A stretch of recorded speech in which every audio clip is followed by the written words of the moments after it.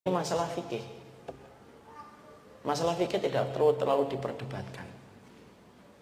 Ya, kalau saya mengambil pendapat bahwasanya tentang masalah itu, saya mengambil pendapatnya beberapa ulama bahwasanya mengirimkan surat Al-Quran kepada yang meninggal dunia itu termasuk salah satu amalan yang tidak dijelaskan Rasulullah.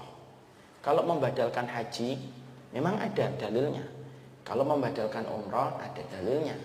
Kalau kemudian bersedekah atas nama mayit ada dalilnya, ada penjelasannya langsung dari Nabi. Tapi kalau mengirimkan maka tidak mendapatkan kabar itu dari Rasulullah. Tapi ulama ada yang mengabarkan bahwasanya itu nyampe. Iya, salah satunya Imam Ahmad. Ini masalah fikih. Dan selalu saya mengulang-ulang kalau sudah masalah fikih itu apa? Kaidah yang selalu saya pakai. Fikih itu luas. Yang sempit itu kontrakan kita. Yang sempit itu hati kita. Yang sempit itu hati kita. Tidak perlu meruncingkan sesuatu. Kalau ada yang ingin mengirimkan Al-Fatihah karena dia bersumber kepada dalil-dalil yang ada dari penjelasan-penjelasan hadisnya, silakan. Tapi secara khusus, secara pribadi, saya tidak termasuk yang memiliki pendapat itu. Kalau saya lebih mencukupkan dengan doa, memintakan ampunan. Sebagaimana dalam surat Al-Hasyr ayat yang ke-10. Walladzina ja'u min ba'dihim yaquluna rabbana ighfir lana wal ikhwanina alladzina sabaquna bil iman. Tapi kita juga tidak boleh gampang-gampang untuk menyesatkan setiap orang yang berbeda pendapatnya dengan kita. Masalah mengirimkan pahala Quran dan pahala bacaan Quran itu memang terjadi khilaf di antara para ulama dulu. Kalau terjadi perbedaan, ya sudah. Mari kita kemudian belajar untuk ma'ruf menyikapi perbedaan.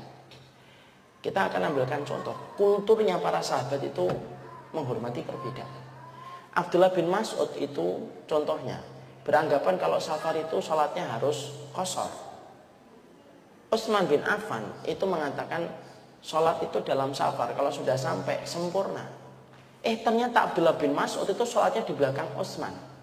Ketika ditanya kenapa kamu sholat di belakang Utsman, padahal kamu mengatakan orang yang sempurna di dalam sholat ketika safar itu menyelisih pendapat yang lebih kuat.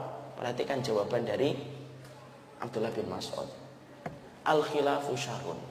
Memelihara perbedaan terus itu buruk. Artinya kita sikapi dengan sikap yang baik. Ya, makanya kalau kita nanti terus memperdebatkan masalah-masalah yang semacam ini, banyak perkara-perkara besar yang nanti akhirnya tergeser prioritas kita. Masih membicarakan kunut terus saja. Nah, kapan kemudian kita akan membicarakan tentang agama Allah? Selama itu ada perbedaan para ulama. Kalau tidak ada perbedaan para ulama, ya jangan katakan ada perbedaan. Contoh,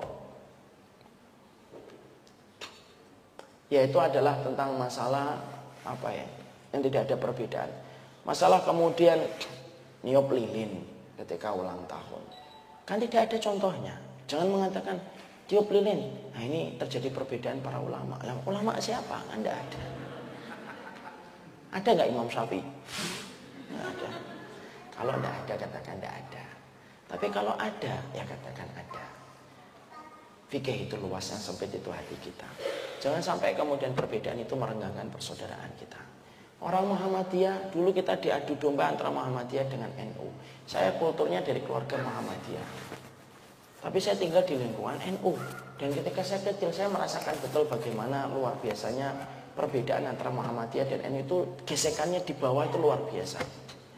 Sering saya sampaikan kan, sampai seorang pembicara saja itu dinilai dari kalimat penutupnya. Kalau penutupnya wallahul muwaffiq ila aqwamit thoriq, nah ini NU. Makanya tadi beliau tadi, masya Allah ya bapak-bapak tadi saya tungguin. Wallahu a'lam bishawab, nah ini MD. Terus sampai ada seorang guru, seorang kiai, ustadz itu di kampung saya, karena tidak mau diciri, penutupnya double. Wallahul muwaffiq ila aqwamit thoriq, wallahu a'lam bishawab.